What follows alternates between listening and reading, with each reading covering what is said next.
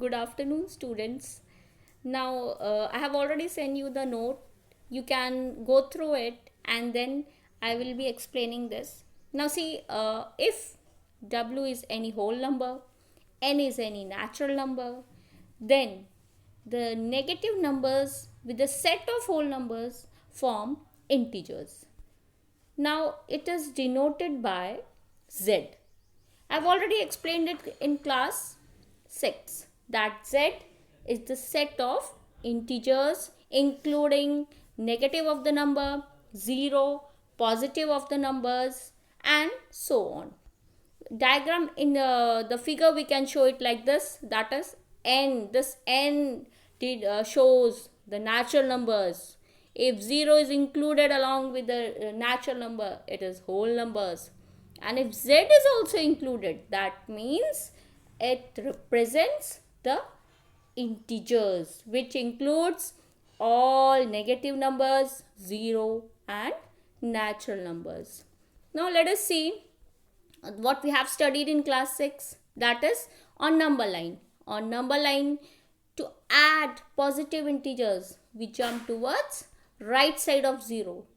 To add a negative integer, we will move towards left side of 0. To subtract a positive integer, we move towards left side. And again similarly, to subtract a negative integer, we move towards right side. Now see the explanation of this. Suppose this represents a number line. 0 is the midpoint. All the numbers to the right side represents positive integers. Now all the numbers towards left side represent negative integers. Now one thing in which you all may have doubt, which 0 will be considered on which side. Now let me make this clear that 0 will be neutral. It will not be positive as well as not be negative. Now come to the next page. Now see, in the next page I have written successor of an integer. Suppose so far you have studied any integer. Now we are taking a common notation, that is small a. So for any integer a, the next consecutive means the next successor, then it will form the successor of any integer. Suppose we want to find the successor of -2. It will be -2 plus 1. What we have done is we have added 1. So its answer will be -1. Come to successor of +3. It will be 3 plus 1, that is 4. So whatever be the integer, may be negative, may be positive, to find its successor we have to add only 1. Suppose we want to represent the successor on the number line, we will add 1. Now come to the predecessor. Suppose a is any integer and we want to find its predecessor. As we have done in successor, what we do? We add 1, and in predecessor we will subtract 1. So the predecessor of -1 is -2, 4 is 3. Now here are some of the questions that you need to do it yourself, that you have already studied in class 6. That is, represent -4 and 7 on the number line. You have to show it separately. You have to make a different number line for all these two integers. Now come to the next question, that is find the predecessor of -6, predecessor successor of 10, and so on. Now all these things you have to show it on the number line, that is show -2 and -3. You have to show the addition of these two integers on the number line, and similarly you can do, and if you have any doubt in this, you may ask through the group. Now come to the next page, that is we are going to start the exercise. First question, you can see the questions on the NCERT book. You will do it yourself. It is purely based on the number line. I am not going to explain this.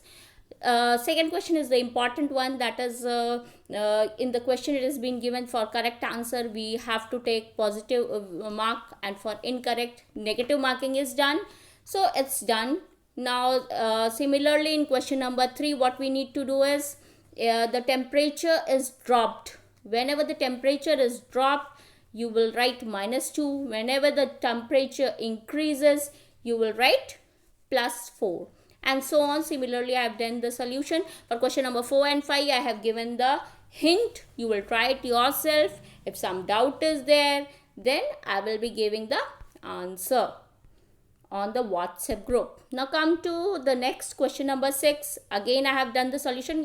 One thing that you need to see in question number 7 is you have to find out whether this forms a magic square or not. What we need to do, we have to add column wise, row wise and diagonal wise. We have to check all the additions. Row means this is the first row, this is the second row, this is the third row, and column means this whole is the first, second and third column, and diagonal means this and this. So we will add the integers around all the side. In the last step, what we see that the diagonal 2, that is this addition of this, is not 0. That means it will not form a magic square. Second part you will do it yourself. Again I have given it for your practice. Now question number 8 also. In this we have to verify this condition, a minus of minus b is equal to a plus b. That is, we need to find LHS as well as RHS. LHS we will simplify separately, RHS we will simplify separately. If both are equal, that means the condition is verified, and if it is not equal, that means we need not to verify, the condition is not verified. You will do it, practice it. In the same way you have to do second, third and fourth part. Similarly in question number 9, what you need to do, you have to put the sign.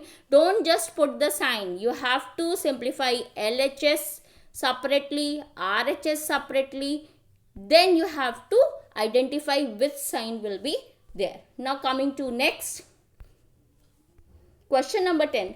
Most of the students have doubt in this one, and it's especially the monkey wala question.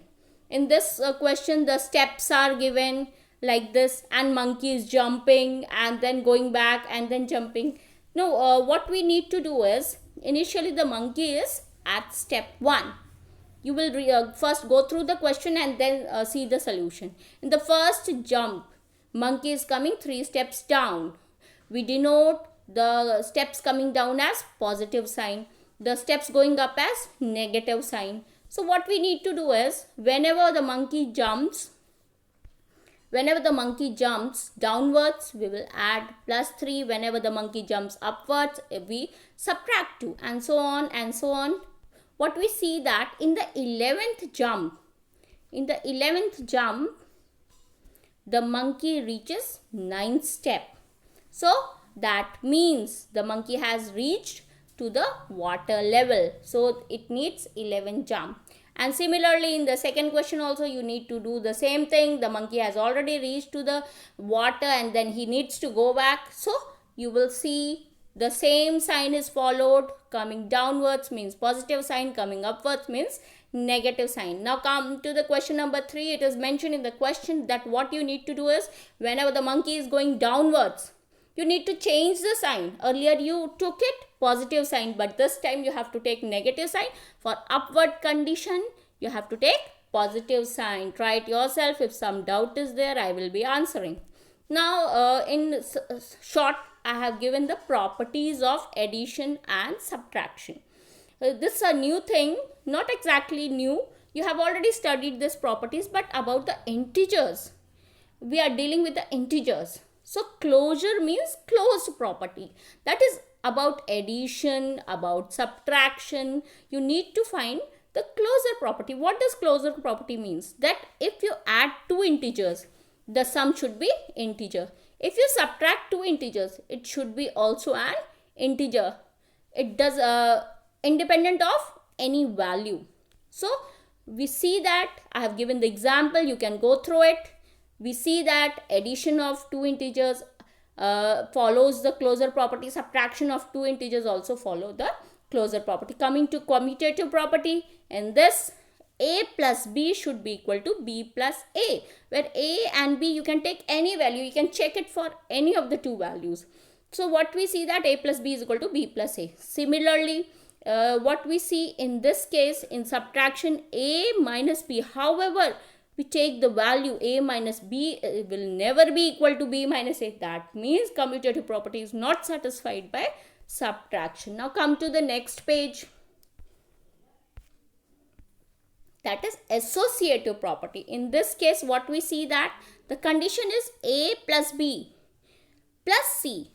Whatever is in the bracket, you have to simplify that first, then come to a plus b plus c. So independent of the we have to consider the orders. If the orders are correct, that means the property is satisfied. In addition, the associative property is satisfied, while in subtraction the associative property is not satisfied. Now come to the most important property, that is additive identity. That is, if we add 0 to any integer, the sum is always same. So 0 is known as the additive identity. Come to the exercise. We need to write down the pair of integers whose sum is minus 7. So we will see minus 2 minus 7. This is minus 2 minus 5 is minus 7. You can write any two pair, any one pair. Okay, there are many pairs. I have written it. Now come to the next B and C part. You will try it yourself. Now come to the next page. That is, write a pair of negative integers whose difference give 8. Earlier I was confused. That's why I have written this. But pair of negative integers means minus 20 and minus 28. That means both the integers should be negative. Minus 20, minus 28. And it is given that difference gives 8. So minus 20 minus of minus 28, that is 8. So this is one of the pair. Now you will try it yourself, B and C part. If some doubt is there, you may ask. Now come to the third question of this. Scores of both the teams is given, and after simplifying it, what we see that both the answers are same. That means both the teams scored same result.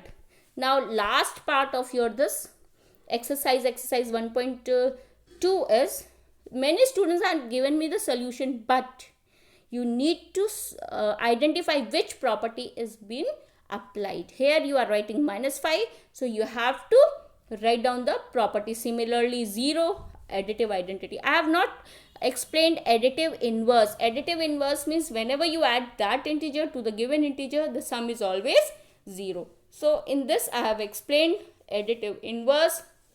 Then in fourth and fifth part, associative property is simplified. Thank you, students.